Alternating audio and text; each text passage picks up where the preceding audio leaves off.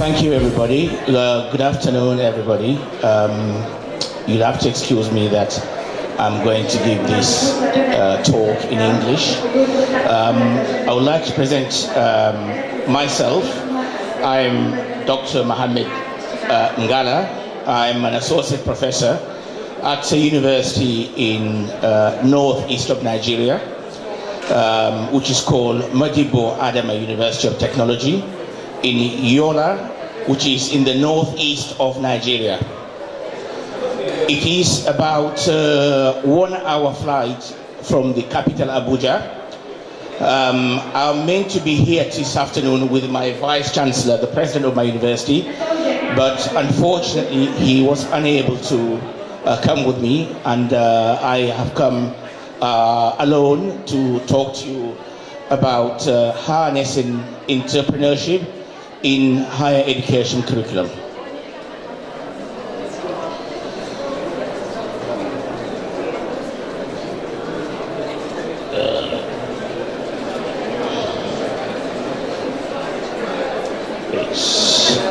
Seems to be moving to the next slide.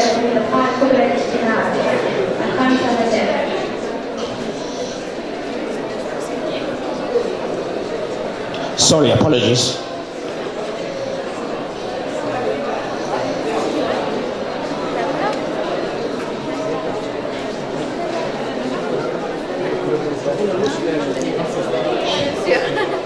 Okay. I'm on F5. F5. Yeah, okay. Thank you. Okay, first of all, I would like to make a quick introduction.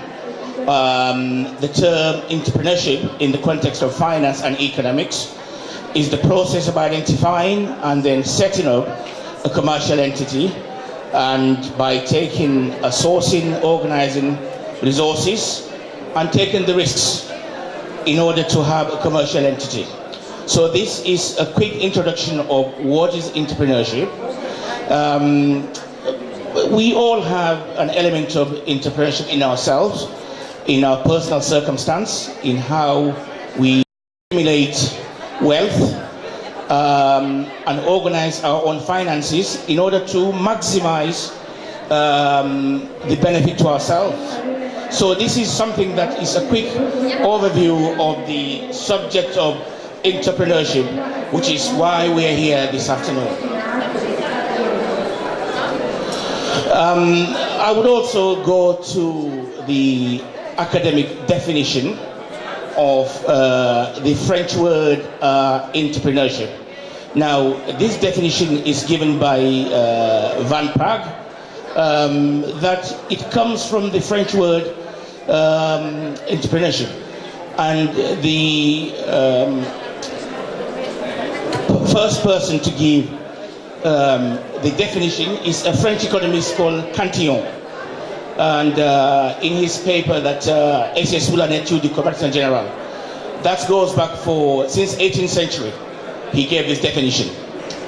The same person, Cantillon, is of the view that entrepreneurs are the main engine of society.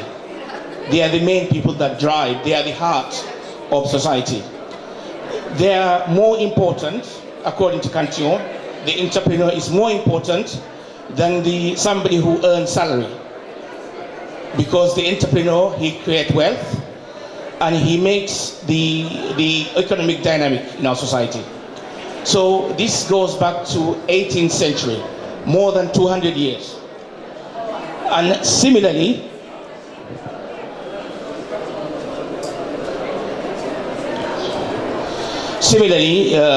there has been in recent years other academics that have also defined what an entrepreneur is. Again, is the same thing has been said in 18th century, why an entrepreneur is very important in society. They are the people, they are the engine of our society, they are the heart of our society. They create wealth, they make our society function by the provisions of goods and services.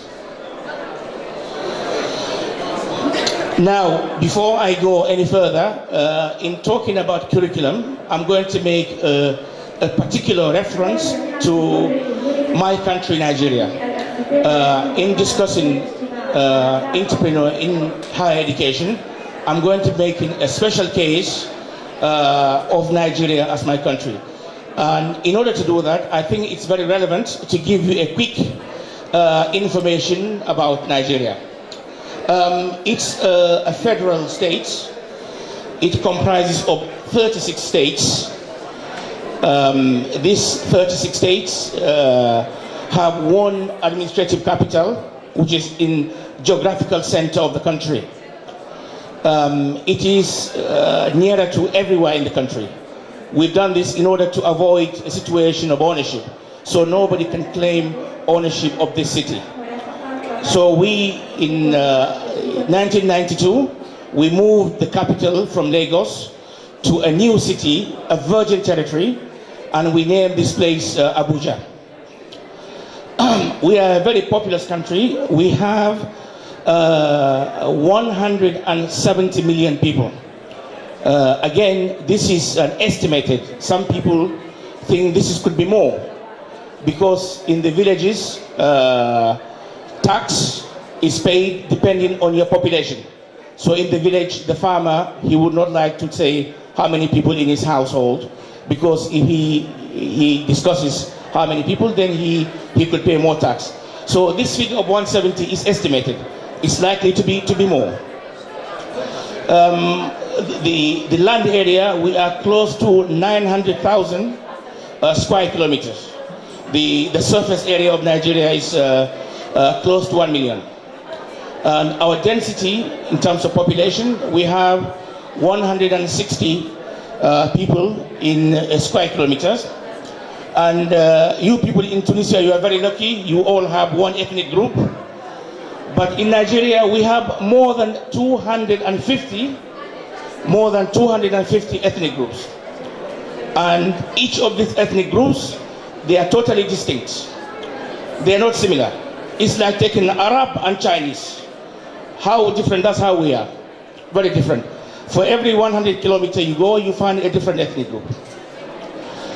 But we have the main language group, which is Hausa and Fulani, who make 29%. We have the Yoruba in the south, and the Igbo in the south, and we have Ijo, and we have Kanuri.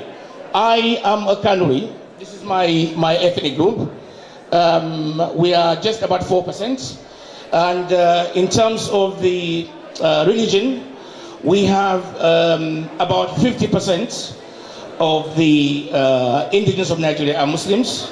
And then we have 40% that are non-Muslims, who are Christians.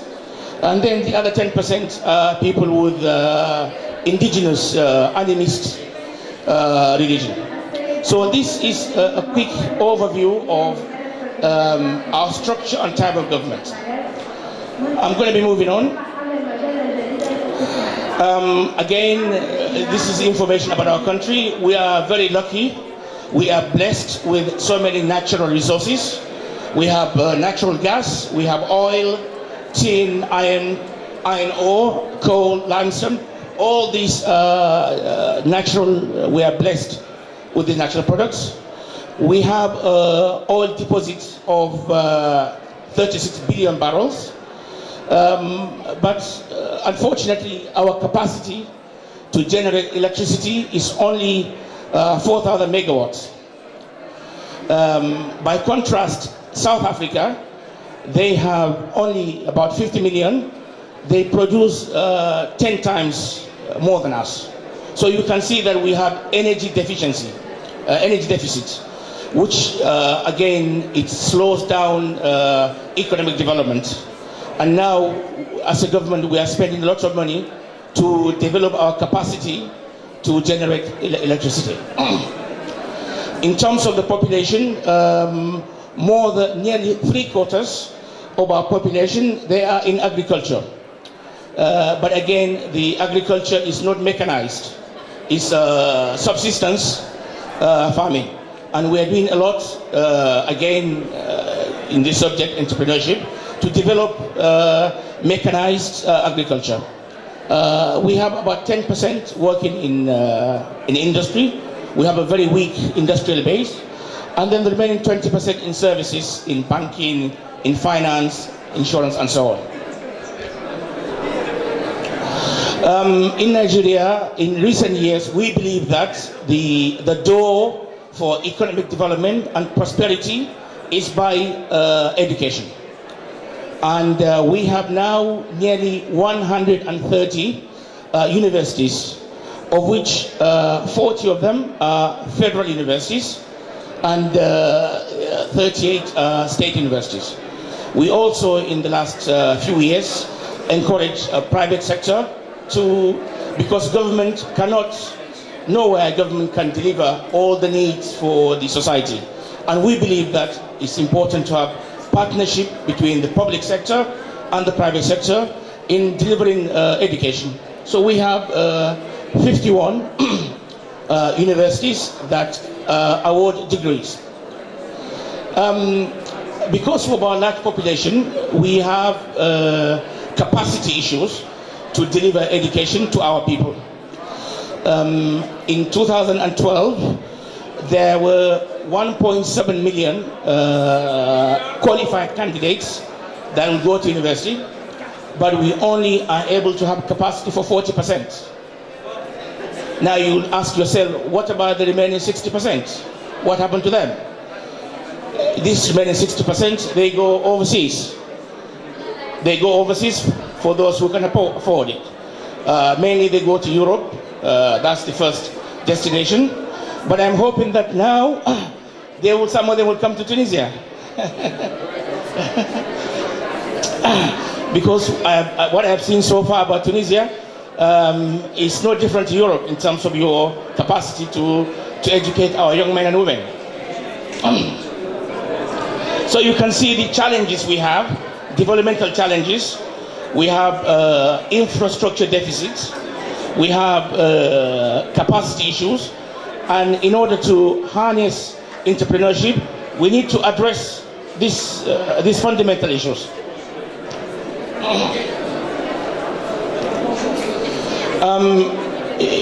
We believe that, as I said earlier, education is the impetus for a catalyst for economic and social development. We have 4 agencies with responsibility to regulate, because we believe in quality, not quantity. And for this reason, these 4 agencies, they are responsible to ensure that our graduates are fit for industry. They are in the ranking order. These regulate universities, and they regulate colleges of education. But we also believe that some people do not have the capacity to go to university. And we believe that they would also add value to society by giving them vocational qualification, vocational skills, artisans, and so on. And of course, we have also an agency that is responsible for allocation of places in universities, because, as you know, some courses are more prestigious than other courses. So everybody wants to go and be medicine, go to do finance, but then the other subjects, archaeology, history, and so on, people don't like to go there. And this agency is to ensure that there's an equal development, intellectual development within the university entry. Moving on, the university system in Nigeria is, as I said earlier, is very, very competitive. We are only able to cater for 40% of those that are qualified to enter university. We have our degree, it's a minimum of 4 years, which is what you call licence. We call it bachelor's, BSc, Bachelor of Science, BA is Bachelor of Arts, and then BEd is Bachelor of Education. They are all the equivalents of your licence here. And all our degrees are minimum of 4 years, and for things like medicine, architecture, they take minimum of 5 years. Medicine, 6 years. Included in this period, you have to spend a minimum of 6 months in industry, which is part of your education. Because we have issues of our population growth and the capacity to absorb these young people, we came with a scheme that when you are under 30 years old, when you finish your university, you have to go and do a national service. And this will also develop your skills of employment to benefit the society. And this national service, you will not serve in your region. If you are from the north of Nigeria, you will go 1 year in the south, and vice versa, from the south you come to the north. So this is compulsory for anybody below the age of 30. Of this 1 year, you go into the army for 3 months, and then the remaining 9 months you do community service in rural areas. We also provide postgraduate, which is MSc, which is maîtrise in French, which stands for Master of Science, and MA, it's Master of Arts, and then MEd is Master of Education. So our priority, there are other, for example, BCom, Bachelors of Commerce, and Master or MBA, but at the moment the priority is to develop these 3 subject areas which would accelerate economic growth in our country. Now, I've talked to you, given you the information about Nigeria. Now, these things here, they are applicable, I believe, to every society. What are the prospects of graduates coming out of higher education? We have nearly 130. We are bringing out a lot of graduates, but they are all looking for jobs. But then, before we answer this question of job prospects, is first of all, we need to ask, is there a job shortage, or is there a skills mismatch? Because it doesn't mean that because you come out of university, you should walk into a job. This is not, I think it's not something that is debatable. We have to debate this, because the fact that the state has given you knowledge, I think the state has done enough. The rest for you, if you are privileged, I think you're privileged because you are only 40% that went to university. So the state has done enough for you. They have given you knowledge. They have given you the foundation for you to look after yourself and add value to society. So this is fundamental thing that I think at all times people need to ask the question. I have come out of university, I have no job. But then you need to ask yourself, do you have the key skills to be able to satisfy the needs of employers? Okay, now I'm sorry, this is a speech that I planned to do over 3 hours, but I now compress it to just half an hour. So I'm a bit rushing ahead. So first of all, our graduates, it's imperative, it's highly important and crucial that you have these 3 key competencies. If you have to have the right kind of skills to be able to become marketable to employers. So we must not see education as the end. No, this is just a means to an end. And it's important that as part of your education, you must have important communication skills. The ability to engage with people regardless of their status is absolutely important. Equally important also is technical competence. This is the curriculum, the university curriculum or higher education curriculum is important to develop your competency as an individual. And lastly, the ability to work as part of a team, because you don't live alone. You should be able to have the skill and ability to work with people of different background or different gender and different level of education. So this is important.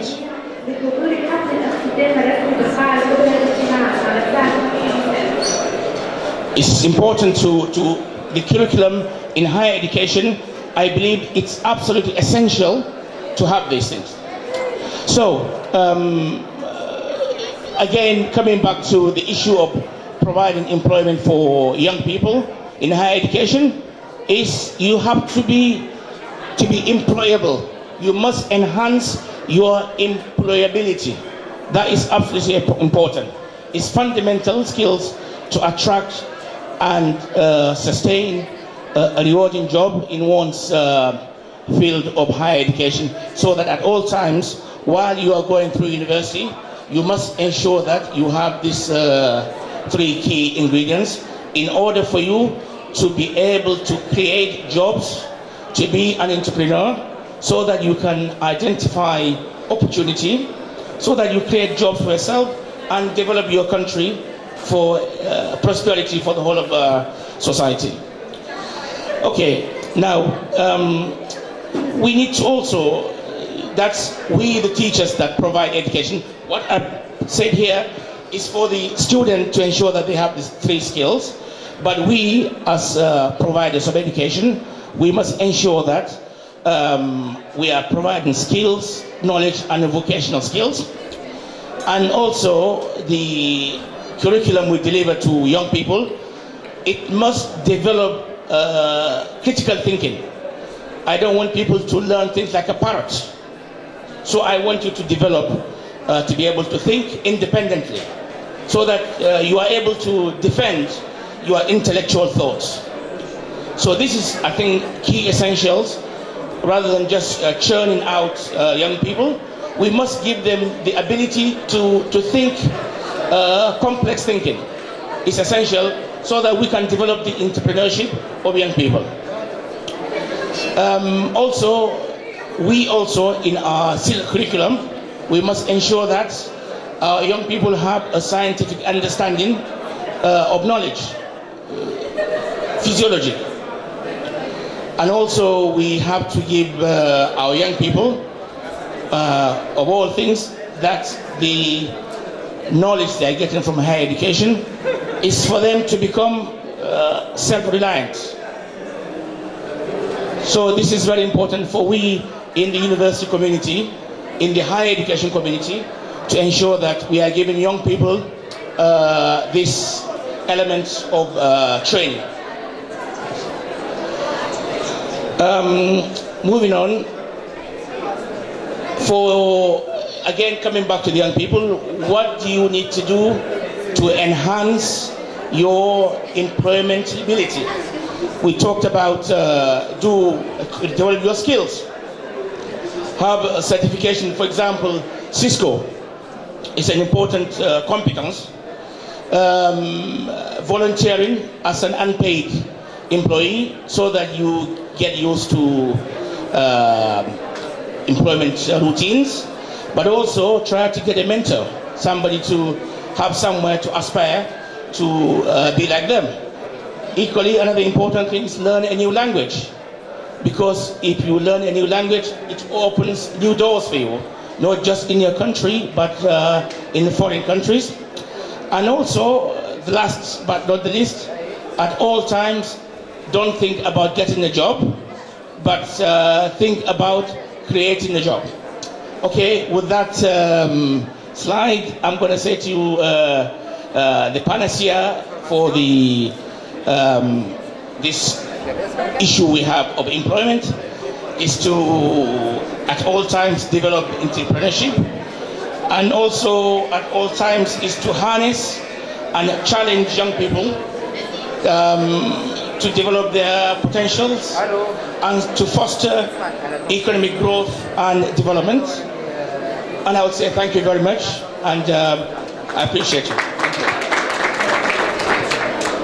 About the language used in Nigeria. We are in Nigeria. We predominantly is the official language is English. We have 250 languages, but English is the glue that holds us together. So English is the main language or business, that official language. Thank you. Thank you. It was very insightful presentation. My question is, Nigeria, with all these tremendous natural resources and wealth of different iron and all these resources, how come it employs only 10% You said that 70% of it is employed by the agriculture. This is really problematic. The fact that only employs 10% for this kind of wealth of natural resources. Thank you. That's a very valid question. That's something we need to self-reflect. We are fortunate, we are blessed with natural resources, and yet we have not been able to use our resources effectively. And it's a challenge on the likes of me and my colleagues to ensure that we are in the League of Nations that are able to be industrialized very soon. Thank you.